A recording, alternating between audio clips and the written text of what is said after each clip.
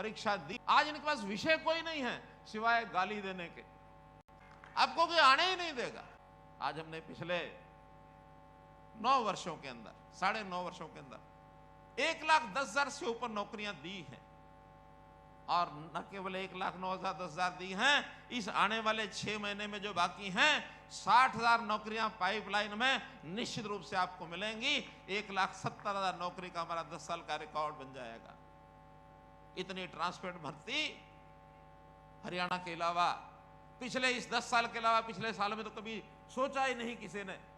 तो इस प्रकार के सारे काम को हमने ट्रांसपेरेंट तरीके से किया है।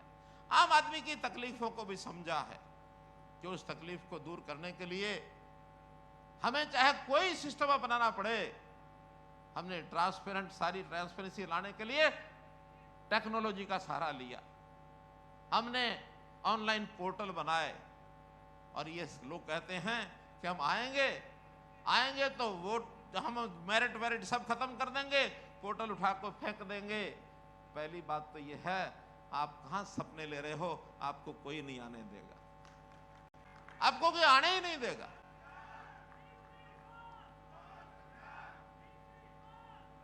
धन्यवाद। तो मित्रों, अभी बहुत ही हौसले, पता नहीं कहीं सपने लेकर के रात में दिन में सपने लेते थे, लेकिन जैसे 3 प्रदेशों का चुनाव भारतीय जनता पार्टी की सरकार बनी, दिन में भी रात में भी घुस गए गुदड़ी में।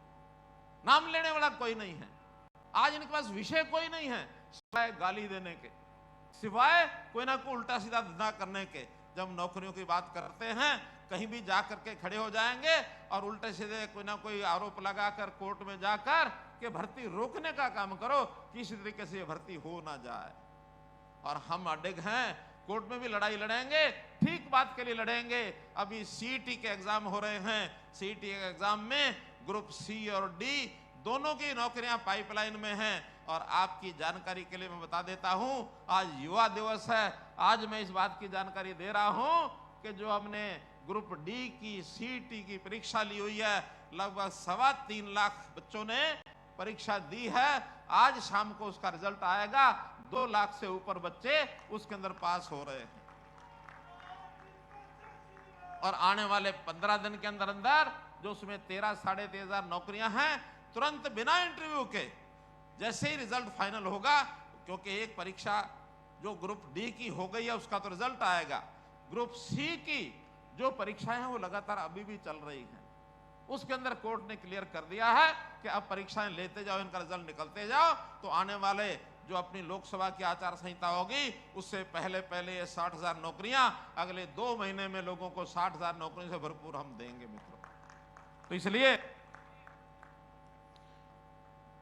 मैं तो इतना ही अब आज के इस समय पर कहना चाहूंगा कि हम लोग युवा शक्ति के नाते से आने वाले समय में अपने जीवन को सुधारने के लिए हमको भी बहुत लगन से काम करना होगा।